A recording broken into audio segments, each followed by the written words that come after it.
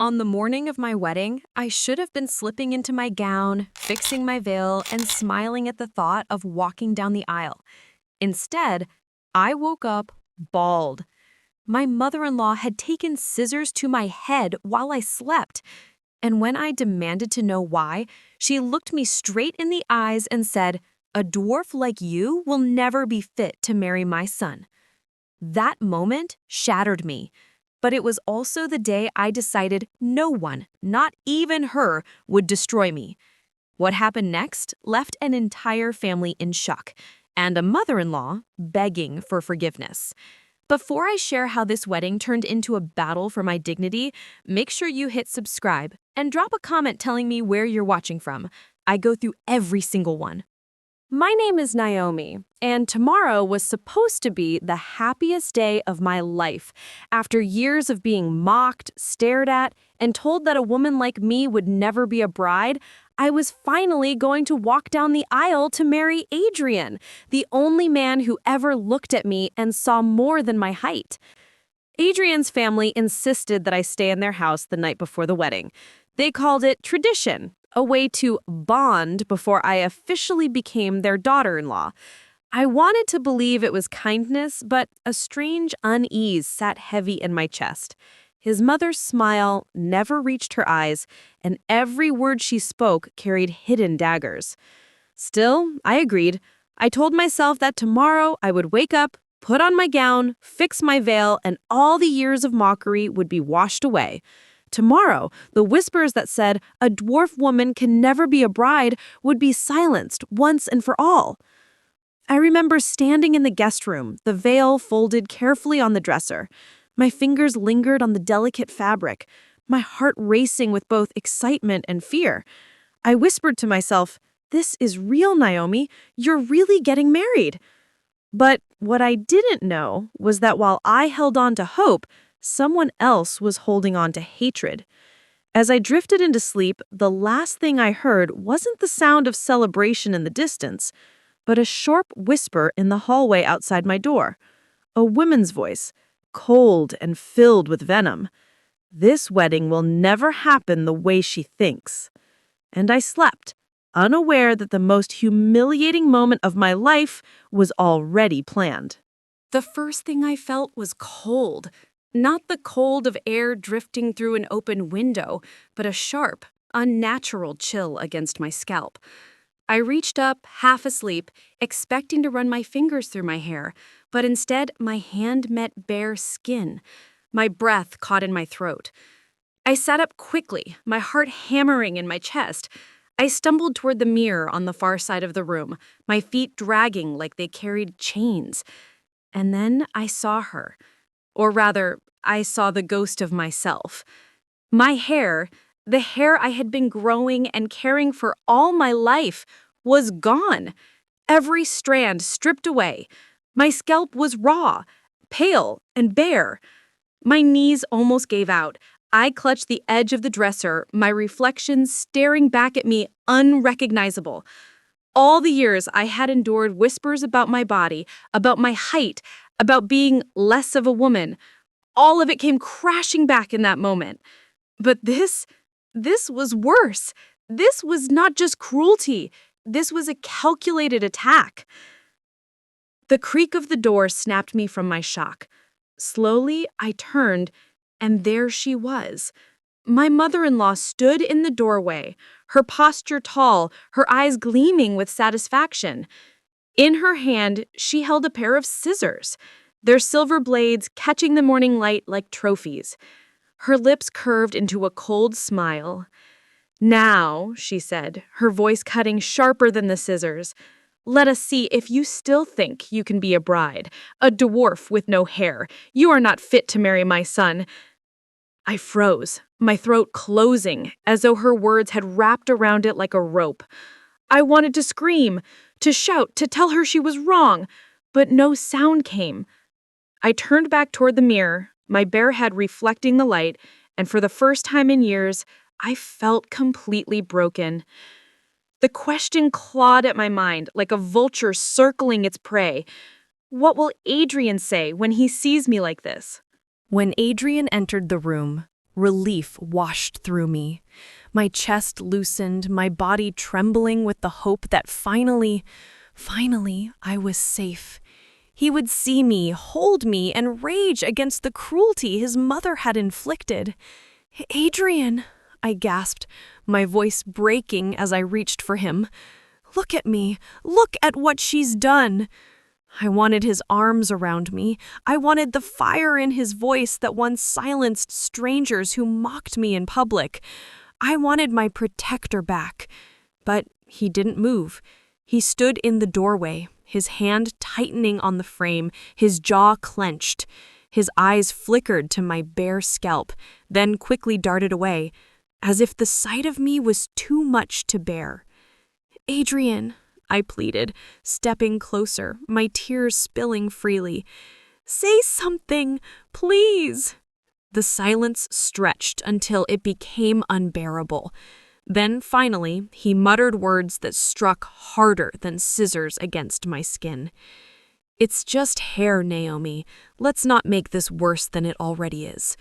My heart cracked, my knees weakened. Just hair? The words echoed like a cruel chorus in my head. This was not just hair. It was the crown my grandmother had once told me to wear proudly, no matter how small I was. It was the comfort I clung to when classmates mocked my height. It was the one part of me I could control when the world insisted I was less. And now he, my future husband, my safe place, had dismissed it as nothing. My tears turned hot, stinging my skin. "Just hair?" I whispered, my voice sharp and broken.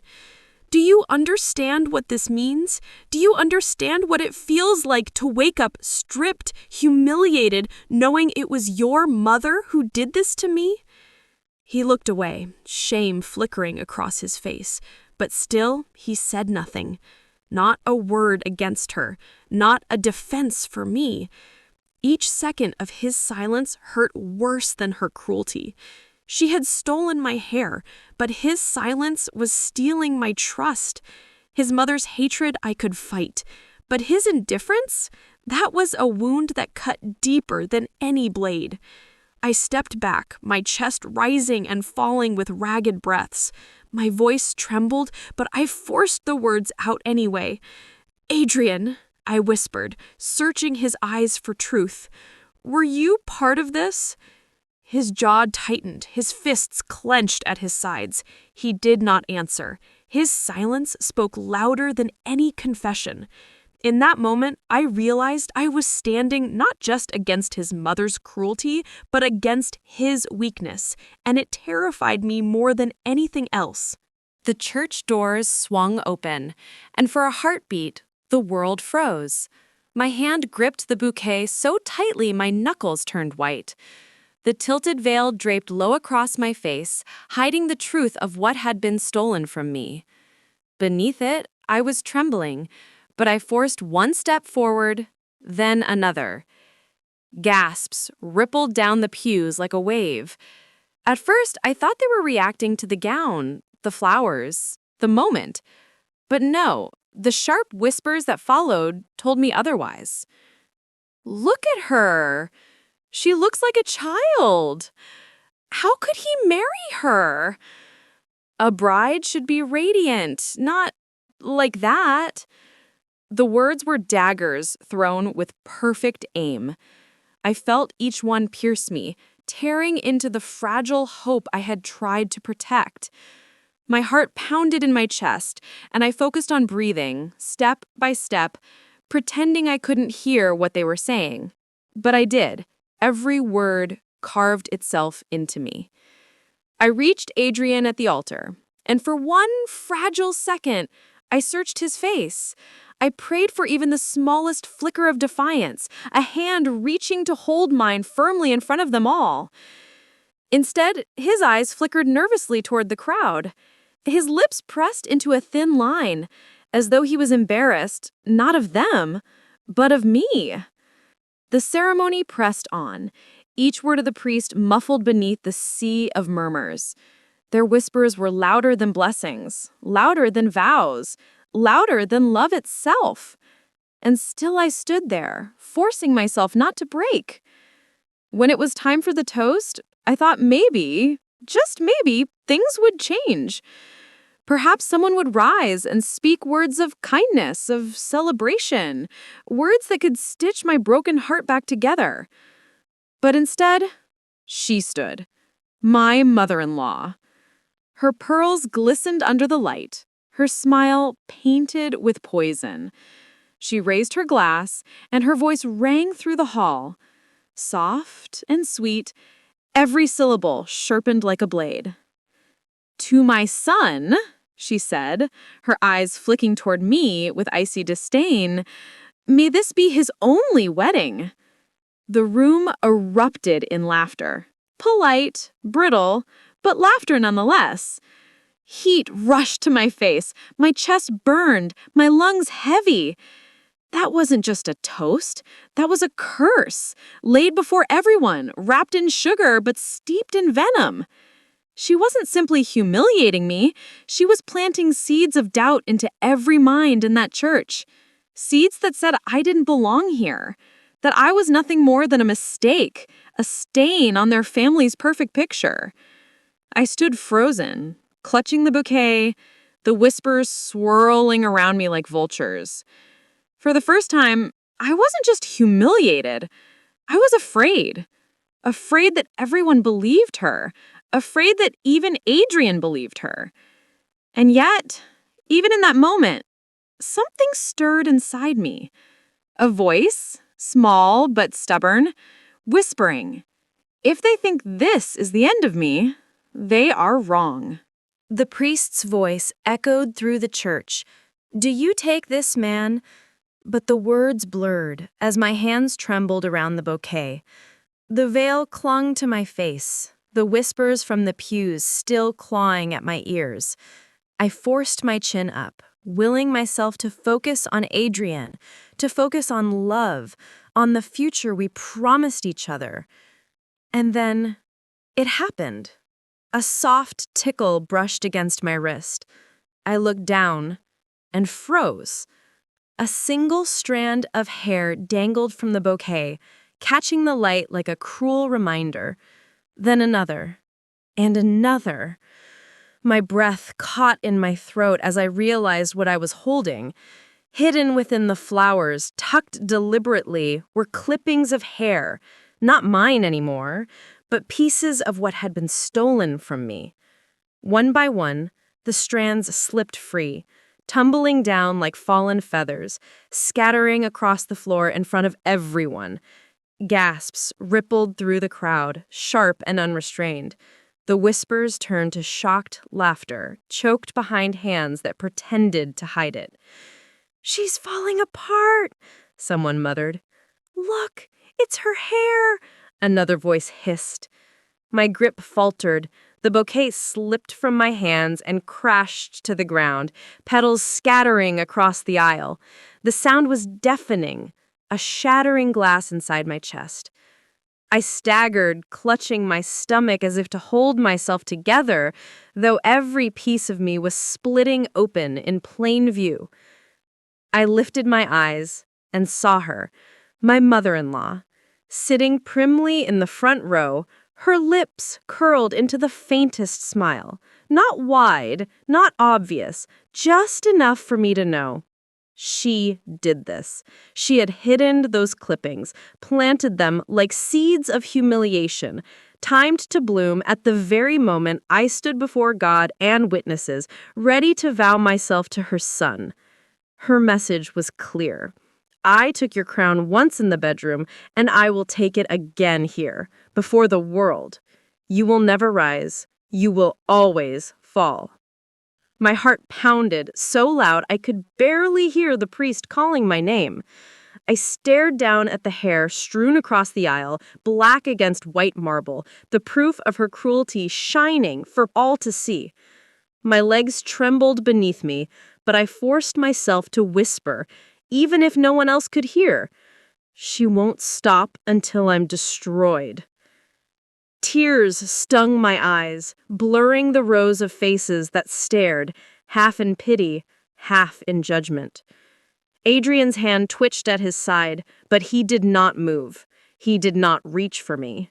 He just stood there, frozen, caught between me and the mother who held his loyalty like a leash. The silence stretched heavy, suffocating.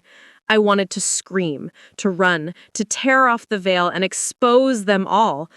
But my voice stuck in my throat, trapped beneath years of mockery and today's fresh wound. And in that breathless pause, as the world stared, I realized something chilling. This wasn't just about my hair. It wasn't even about humiliation. This was war, and I was the only one who knew it. I stumbled from the aisle into a side room, the door shutting behind me with a hollow thud. The laughter and whispers of the guests still clung to my skin like smoke, choking me even in silence. My bouquet lay abandoned in the church, stripped of dignity just like I had been. My hands shook as I tore the veil from my head and flung it onto the floor. My scalp burned with the memory of the scissors, with the weight of hair that was no longer there. For a moment, I couldn't hold myself upright. I crumpled into a chair, sobs tearing through me. I wasn't crying just for the hair, or the planted clippings, or the whispers that called me unfit.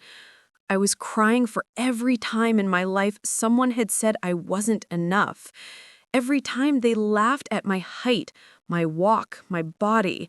Every time they insisted love wasn't for someone like me. The door creaked. I froze, terrified it was her, that she'd come to finish what she started. But instead, a familiar face appeared. My cousin, Emily. Her eyes were red, her lips pressed into a tight line. She closed the door quickly behind her, locking us away from the noise. Naomi, she whispered, rushing toward me, I need to tell you something you don't know. I wiped my tears with the back of my hand, trying to steady my voice. What else could there possibly be? She's already humiliated me in front of everyone. Emily knelt down in front of me, gripping my hands tight.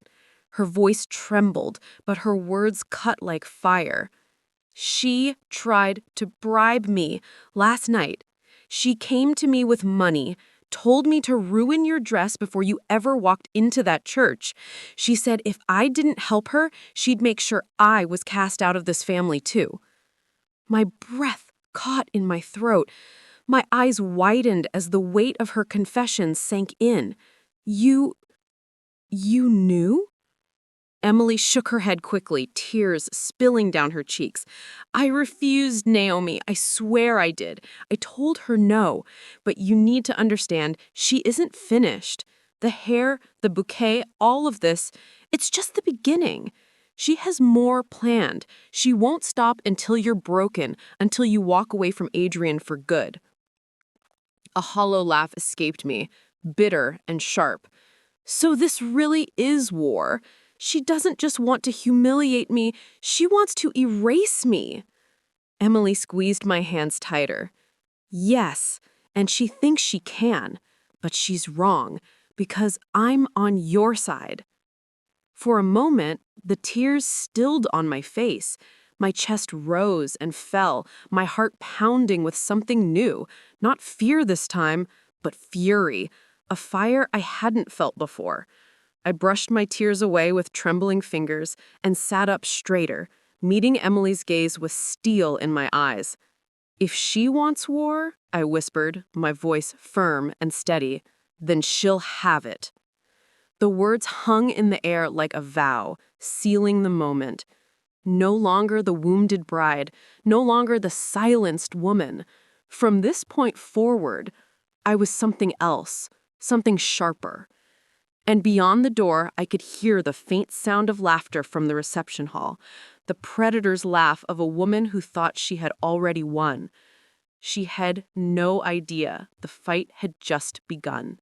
The reception should have been mine, my moment to stand tall, to celebrate love, to forget the whispers and the snickers. Instead, every step I took into that glittering hall felt like stepping into an arena where I was already the defeated prey. The chandeliers sparkled above, the music floated softly, and yet all eyes carried that same weight, pity mixed with mockery. I forced myself to smile, to hold my chin high, though inside I was shaking.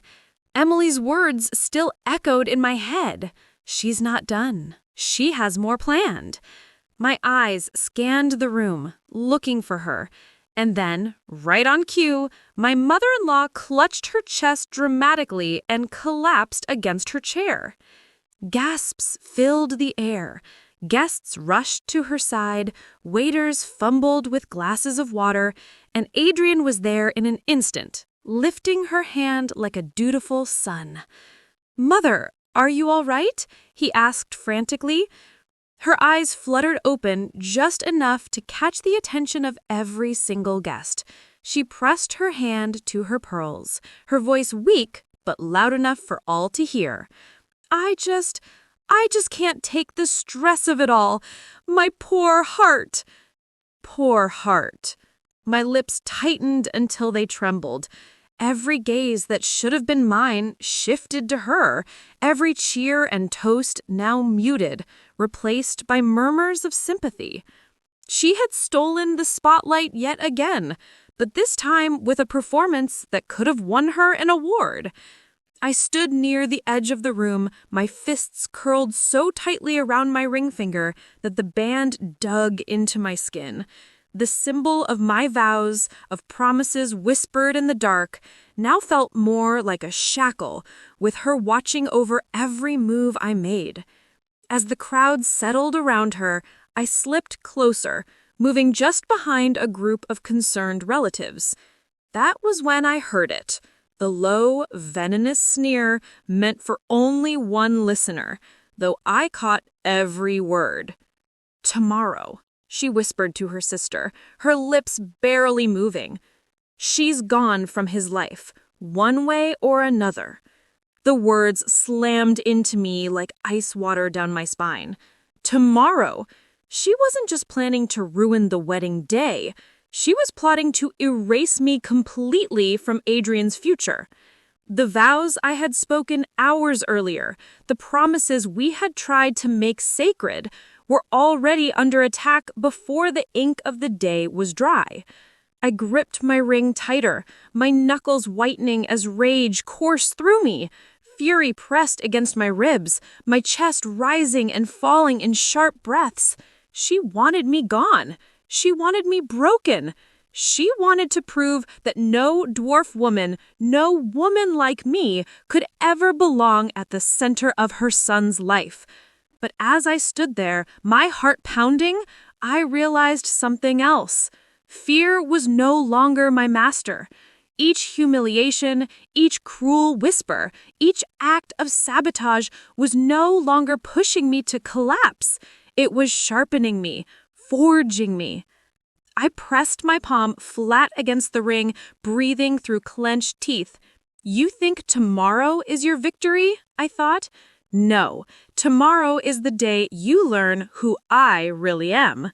Across the room, her smile returned, soft and saintly, as she sipped her water, soaking in the attention of the crowd. To them, she was a fragile woman. To me, she was a predator. And predators only win when prey chooses not to fight. I had made my decision. The reception dragged on, every laugh too sharp, every cheer too hollow. I wanted nothing more than to slip away, to vanish into the shadows with my pain. But I knew if I disappeared, she would win. So I stayed. I stood tall, even with my head bare beneath the tilted veil, even with my dignity torn apart piece by piece. It was near the end of the night when a hand touched my arm. Startled, I turned to find an older man I vaguely recognized, an old friend of Adrian's family, his eyes heavy with something I hadn't seen in others tonight, pity laced with truth. He leaned in close, his voice just above a whisper. Naomi, you need to know something. You're not the first. My chest tightened. Not the first? His gaze flicked across the room toward my mother-in-law, who was laughing sweetly with a group of guests, her mask of perfection unshaken. He shook his head slowly. Years ago, before Adrian, she destroyed another woman, a girl he almost married. She humiliated her on her wedding day too, made her so small, so unwanted, that the marriage never even happened. The poor bride left the country, never came back. His words fell like stones, each heavier than the last. My hands trembled as I tried to process them. So this wasn't madness born from me. This wasn't about something I had done wrong. This was a pattern, a hunger. She lives to destroy, he continued, his voice bitter. It's her game, Naomi. She takes joy in it. The more fragile the target, the more she thrives. My throat tightened, my eyes burning, but this time not from shame. It was anger, raw and molten, rising inside me until it scorched away the tears. For so long, I had thought this fight was personal, that her cruelty was aimed at me because of who I was, because of the stigma she thought I carried. But it wasn't just me. It was every woman who dared to love her son. She wasn't protecting Adrian. She wasn't acting from some twisted sense of tradition. She was addicted to destruction. I steadied my breath, straightening my spine, my fingers curling into fists at my sides. My reflection in the nearby window caught my eye. A small woman, yes, but not broken, not finished. The man gave me a sorrowful smile. I shouldn't have told you this, but you deserve to know what you're up against. I looked him squarely in the eyes, my voice low but unshakable. No, I deserve more than just to know. I deserve to end it. His eyebrows lifted. Naomi? I cut him off, my jaw set, my voice firm. Then this ends with me. For the first time that night, the words felt like armor instead of wounds. They were not just a whisper to myself. They were a vow. And though I could still hear the faint laughter of my mother-in-law across the room, something in me had shifted. This battle was no longer about surviving humiliation. It was about stopping a cycle of cruelty that had destroyed women before me. And she had no idea that I was ready to fight. The morning after the reception, I walked through Adrian's family house with my heart pounding in my chest. Every room felt like enemy territory, every glance from his relatives like a silent accusation. I couldn't rest until I knew the truth. Somewhere inside these walls was proof that what happened to me wasn't an accident or paranoia, but a carefully crafted plan. I slipped quietly into his mother's study, the one she kept locked whenever guests were around. The air was thick with polished wood and perfume, the kind of place designed to impress and intimidate. On her desk, neat stacks of paper lay beside an ornate box. My hands shook as I lifted the lid, praying I was wrong. But inside were letters, receipts, and notes that made my blood run cold. The first receipt was from a high-end salon, dated just a week before the wedding. Payment confirmed, under her name. Scribbled across the top in her sharp handwriting, cancel Naomi's appointment. Find someone to delay her until closing. My vision blurred, fury tightening my throat. She had tried to stop me from even preparing for my own wedding. The next envelope contained a letter, correspondence with someone I didn't recognize. My fingers traced the words as my stomach knotted. Ensure the stylist refuses her on the day. Tell her there's been a mistake with the booking. If you succeed, there will be more work for you. I covered my mouth, bile rising. She hadn't only mocked me, she had paid strangers to sabotage me. She had built an entire conspiracy to strip me of dignity before I even walked down the aisle. My breath came fast, ragged. I pressed my hand against my chest, the papers trembling in my grip. And then, at the bottom of the box, I found one last note. Short, brutal, final. If she finds another way, do it yourself. I stared at the words until my vision blurred with tears, and then the memory came rushing back, vivid and raw. The cold of the scissors against my scalp, the sharp whisper in the darkness, her voice dripping with venom.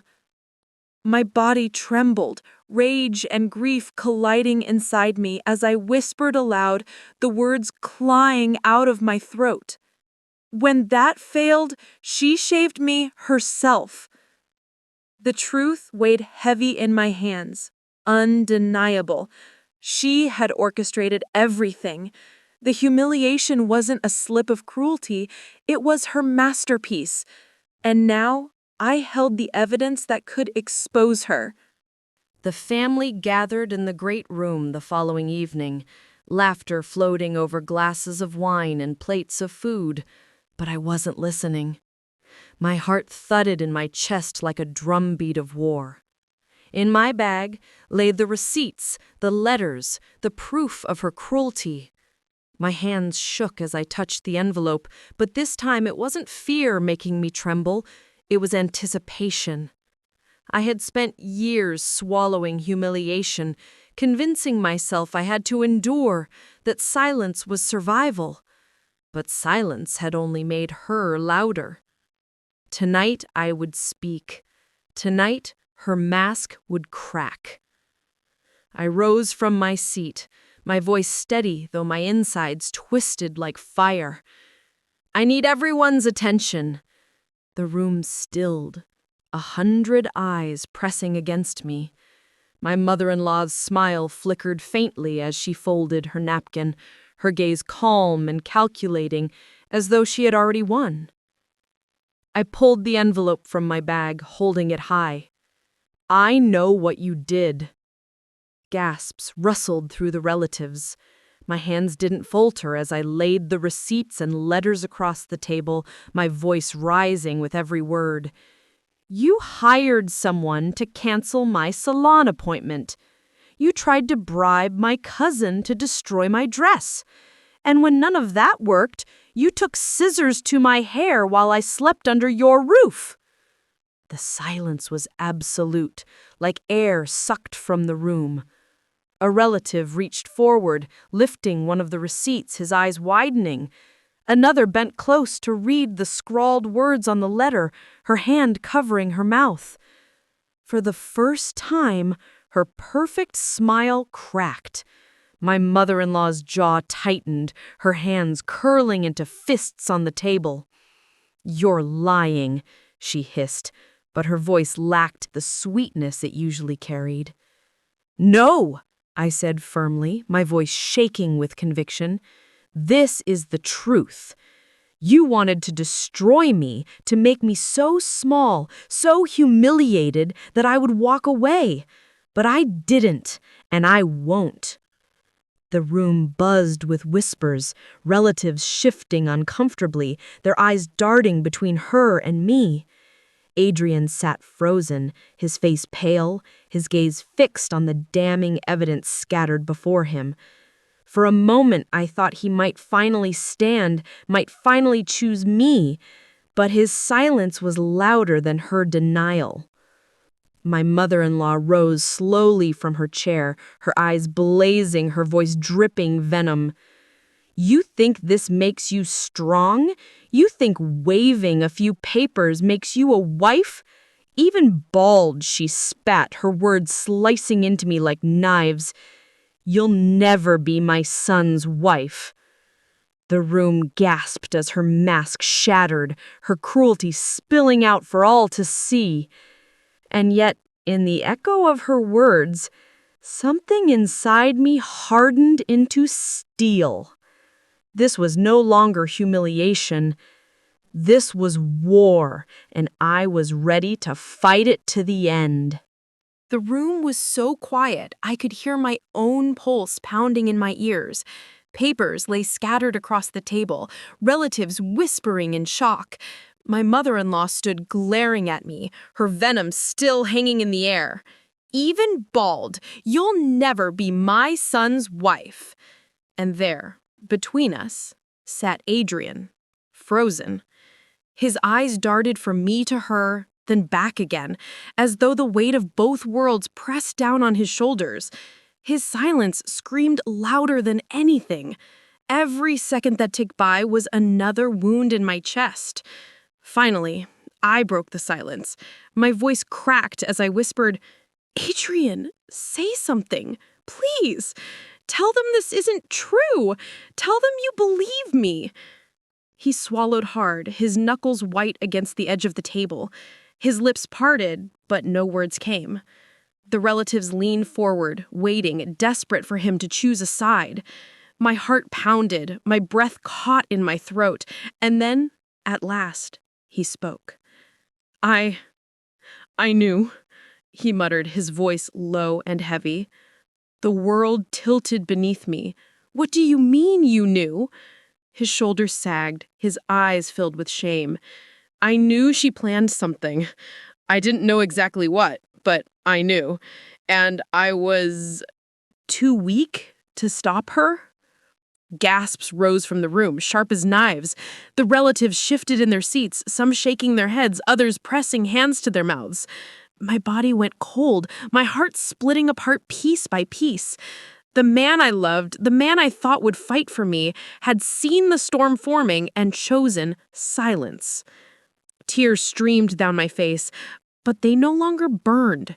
They were cold, cleansing, like the final drops of innocence washing away. I had begged him for protection, for courage, for loyalty, and instead, he gave me weakness. I lifted my chin slowly, letting the tears dry on my cheeks. My voice was quiet but unyielding, strong in its steadiness. "Then I'll stop her myself." A ripple of shock passed through the room. My mother-in-law's smirk flickered, but I held her gaze without flinching. Because in that moment, I realized something that changed everything. I didn't need Adrian's protection. I didn't need his silence disguised as love. I didn't need anyone to fight this battle for me. I would fight it myself. And I would win. The room held its breath. Papers lay scattered like ashes of war, accusations still ringing in the silence. My mother-in-law stood tall, venom dripping from her lips, while Adrian sat slumped, broken by his own confession. All eyes were on me, waiting to see if I would collapse under the weight of humiliation or rise. Slowly, I stepped to the center of the room. My chest rose and fell, my heart pounding, but my steps were steady. I reached up, gripped the tilted veil clinging desperately to my head, and tore it away in one swift motion. Gasps erupted across the room. My bare scalp gleamed beneath the light, the scar of her cruelty exposed for all to see. For a heartbeat, the silence felt suffocating. But then something changed. The gasps shifted into murmurs, then into a rising swell of applause. They weren't laughing. They weren't mocking. They were applauding. Because standing there, stripped of what she thought made me weak, I had never looked stronger. My bald head wasn't shame. It was a crown of survival, of defiance, of dignity she could never rip away. And then Emily stepped forward. My cousin's hands trembled, but her voice was firm as she pulled out her phone. She pressed play, and a recording filled the air. I shaved her myself. My mother-in-law's voice, clear, sharp, undeniable. Gasps tore through the relatives. Some recoiled in horror, others shook their heads, their sympathy for her vanishing in an instant. She staggered back, her face draining of color, her pearls slipping through her fingers as if even they refused to cling to her anymore. No, this isn't," she stammered, but her voice was drowned out by the storm of reactions. She collapsed into a chair, her hands clutching at the table, but no one rushed to her aid this time. Her mask had shattered, and behind it was nothing but cruelty. Adrian stood slowly, his eyes glistening. For the first time, he moved toward me, not as a weak son, but as a man. He fell to his knees beside me, his voice breaking as he said, "Naomi, with or without hair, you are my wife. You are everything." The room blurred with tears, but I didn't let them fall. Instead, I turned slowly, my gaze meeting not just the eyes of the relatives, but the eyes of everyone listening now, everyone who has ever been mocked, belittled, or shamed. They thought humiliation would break me, but instead, it crowned me. If you've ever stood tall after mockery, if you've ever refused to bow to cruelty, subscribe, because your story matters too. And with those words, I was no longer just a bride humiliated. I was a bride victorious.